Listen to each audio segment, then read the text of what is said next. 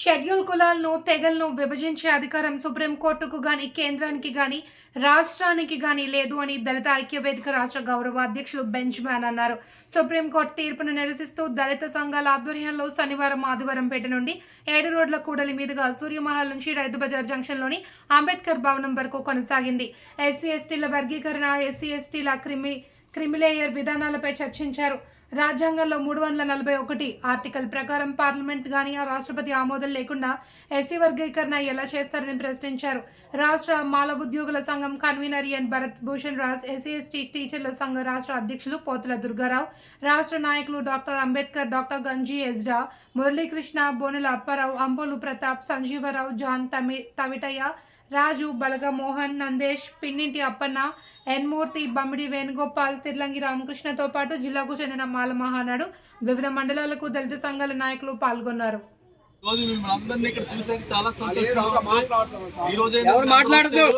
చాలా బాగుంది. ఎందుకంటే 1930s లో అంటే ఇప్పుడు ఎన్నేళ్ళు అయిందో మీరే తెలుసు. బాబు సాబ్ గారు ఒంటరి పోరాటం జీతాన్ని పరంగా పెట్టి మీ అందరి కోసం ఎవరు లేకపోయినా ఆయన ఒక్కడే చేసి అవన్నీ రాజ్యాంగంలో పొందుపరిచాడు. కానీ ఎల్లకాలం ఆయన బతుకున్నాడు కదా, ఆ రాజ్యాంగంలో మీకు పొందుపరిచినటువంటి హక్కుల్ని మీరే కాపాడుకోవాలి. కానీ ఏమవుతుందంటే రాజకీయంగా మన ఓట్లు ఉన్నప్పటికీ, మన ఎమ్మెల్యేలు ఉన్నప్పటికీ, మన ఎంపీలు ఉన్నప్పటికీ మాట్లాడే పరిస్థితులు లేరు. ఆ రోజు కూడా బాబు సాబ్ గారు అదే అన్నారు, ఆయన ఏదో ఒకటి మాట్లాడుతున్నారు అసెంబ్లీలో, పార్లమెంట్లో మాట్లాడండి, నేను పెట్టాను, మీరు అవి కాపాడండి అంటే ఆ రోజు ఆయన ఉండగానే పాపాన్ని కేకలేశారు. అయినా పరిస్థితులు ఇంప్రూవ్ అవ్వలేదు. కానీ గత 50 సంవత్సరాలుగా ఈ దళితులు ఏదో బాగా ఇంప్రూవ్ అయిపోయారు, ఉద్యోగాలు వచ్చాయి అనుకుంటారు. ఉద్యోగం వచ్చిన ఒక చీఫ్ సెక్రటరీయో, ఒక ఐఏఎస్ ఆఫీసర్ పిల్లోడికో కూతురుకో ఒక బ్రాహ్మణ ఇచ్చి పెళ్లి చేస్తారా? లేకపోతే ఇంకో ఇచ్చి పెళ్లి చేస్తారా?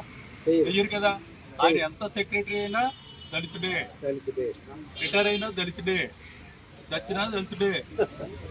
అందుచేత అదేమి వ్యవస్థ మారలేదు. కాబట్టి వ్యవస్థ ఉన్నంత కాలం ఈ రిజర్వేషన్ ఉండాలి. దాన్ని అయితే మీరు అందరూ ఐక్యంగా ఉండడం పెద్ద కష్టంగా ఉంది. వీళ్ళు ఎలాగైనా విడదీయాలనుకున్నటువంటి ప్రోగ్రామ్ని వాళ్ళు ఇంప్లిమెంట్ చేశారు. మన దురదృష్టం మన మిత్రులే దానికి లొంగిపోవాల్సి వచ్చింది. ఇప్పుడైనా మిత్రులు ఏదో రోజు గ్రహిస్తారని ఆశిద్దాం. వాడు గుర్తుపెట్టుకోండి, పెద్దలు మనందరికీ చెప్పారు, కలిసి ఉంటే బలిసి ఉంటాం, విడిపోతే చెడిపోతాం. మనము చెడిపోతాం, వాళ్ళు చెడిపోతారు. ఒక గడ్డి పోస్తో చేసినటువంటి తాడు మొదటి బంధించగలదు, కానీ ఒక పోతకు బంధించగలదా? మందైనా ఇచ్చే.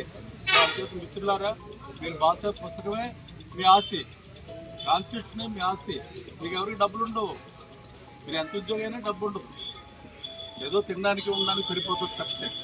అంచేత మీరు ఉద్యోగస్తులు కానీ, మామూలు వస్తువులు ఉద్యోగం కాని వాళ్ళు కానీ, కష్టం కానీ, కార్మికులు కానీ మీరందరూ కష్టపడి బాబు చెప్పినటువంటి పద్ధతిలోనే మనం నడుద్దాం. నడిచినంత కాలమే మీకు ఈ బానిసత్వం నుంచి విముక్తి ఉంటుంది. ఏ రోజైతే ఆయన మాట నేను మనందరం మళ్ళీ బానిసలు అయిపోతాం.